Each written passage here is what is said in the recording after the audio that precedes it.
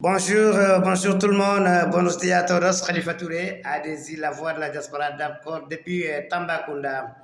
Nos amis, nos frères, nos compatriotes, nos internautes aussi, nos téléspectateurs ADZ, la diaspora. Aujourd'hui, on a un invité spécial ici, les studios ici à Tambacounda.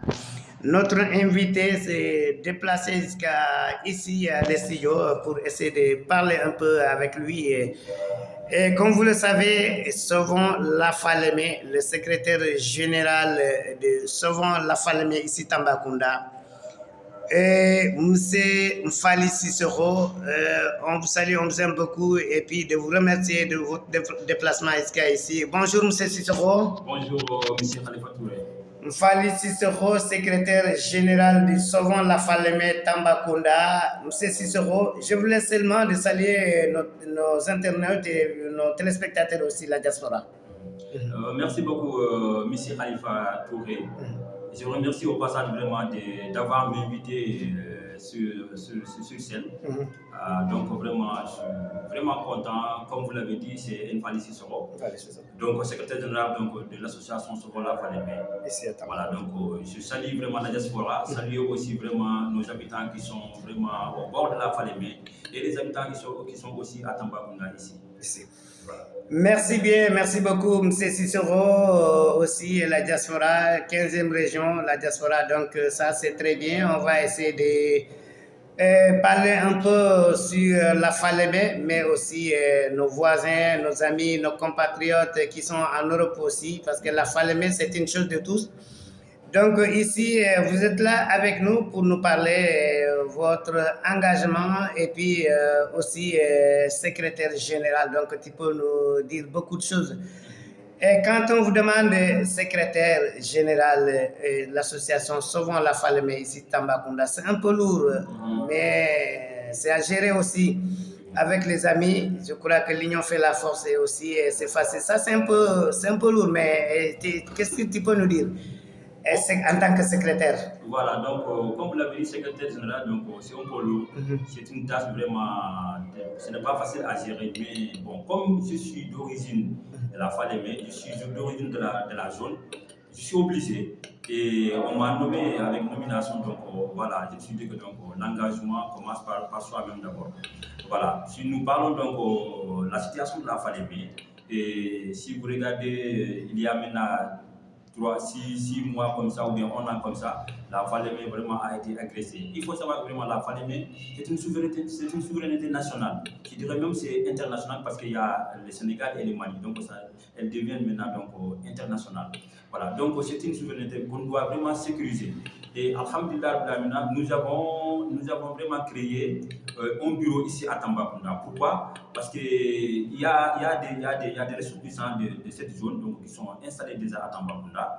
Et quand il y a un problème vraiment sur la Falémé, nous sommes donc obligés d'informer les autorités compétentes donc, ici à Tamba, à Bakel et à Kédougou. C'est ça notre grand rôle à jouer. À jouer. Voilà. Et ça c'est bien ça, un engagement, grand rôle à jouer, et ça c'est très bien. Mais vous, en tant que fils de la Falémé, vers côté Mali, côté Sénégal, donc on se connaît très bien, on voit beaucoup de choses aussi. Mais oui, le problème c'est quoi, M. Cicero? On voit aussi toujours les femmes pleurent et puis on voit beaucoup. Et tu nous parles un peu des difficultés là-bas, tu nous parles un peu des difficultés, oui. D'accord, donc le problème se situe, je dirais même au niveau de nos voisins, les Maliens, donc de l'autre côté. Parce que quand on parle de la Falémé, on parle donc le Mali et le Sénégal. Vous voyez, donc si vous regardez bien, donc même récemment, donc ça fait 1 an et jusqu'au moment que je parle avec vous, donc les autorités compétentes, donc le président de la République, son excellence Diomaye Faye, il a pris donc des mesures concernant l'exploitation illégale. Donc on est en train de respecter ça. Voilà, mais le problème c'est au bord du Mali. Les Maliens jusqu'à présent, on n'arrive pas jusqu'à présent à trouver vraiment un consensus pour l'arrêt provisoire vraiment de ces travaux-là. Mais n'empêche, on parle avec les gouverneurs, les colonels, vraiment les maires, et ainsi de suite. Mais ce qu'ils nous ont dit, donc, de patienter encore, des patientés. Donc, ils sont en train de voir en rapport avec les Maliens et les partenaires internationaux, donc pour qu'on puisse vraiment arrêter et suspendre donc, les exploitations donc, illégales vers le Mali. Quoi. Voilà, c'est ça le problème. C'est ça le problème, c'est Cicero. Ça se voit ce que vous êtes en train de faire ici à Tambacounda, le bureau d'ici. Ça, c'est remarquable. Donc, les gens nous parlent et puis on a vu aussi, on le voit aussi, même à distance. Mais tu me parles un peu l'engagement, compétence, je ne peux pas dire compétence, mais l'engagement de la diaspora aussi, la 15e région.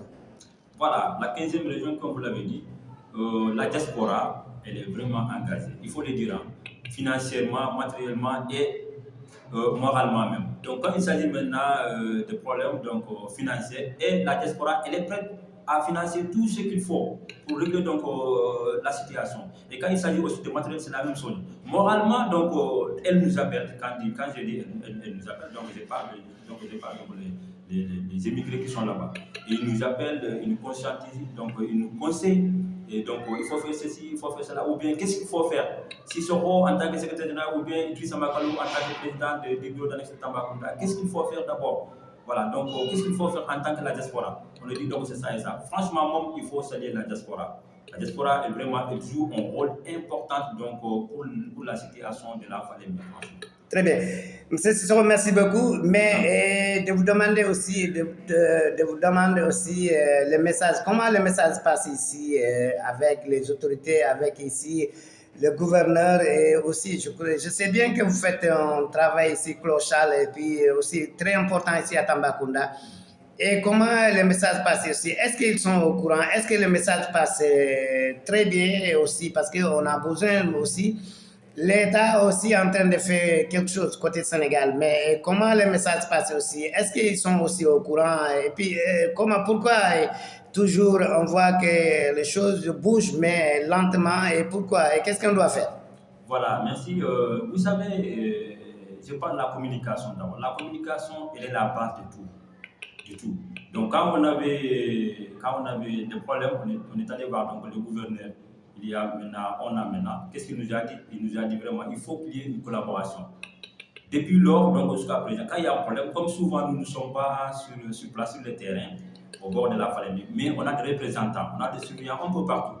Donc, quand un problème déclenche, donc, ils nous envoient des vidéos ou bien des images.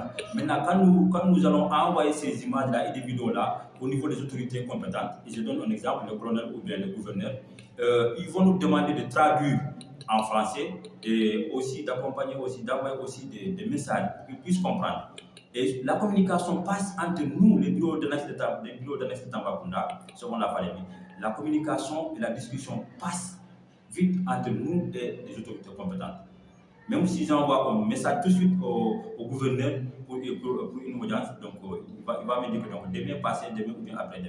Ça, on n'a pas ce problème-là, franchement. Si vous voyez aujourd'hui que la situation se stabilise, parce que c'est ça, notre rôle, donc c'est ça. Voilà, on n'a pas de problème à ce niveau. On collabore bien avec les autorités compétentes.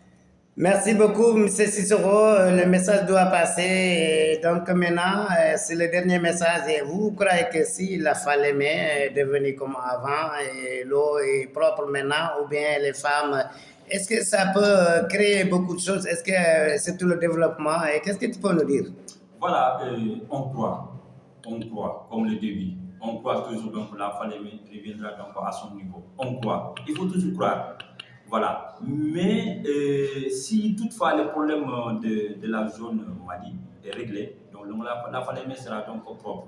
Et quand la Falémé vraiment revient à sa première position, l'eau sera vraiment claire et on n'aura pas besoin vraiment d'aller acheter donc, du poisson dans les villes parce que même on peur de famille, donc on pourra même aller faire la pêche et ça va nous faciliter donc de faire la pêche et de faire aussi vraiment le jardinage, l'agriculture, l'élevage et tout ça là.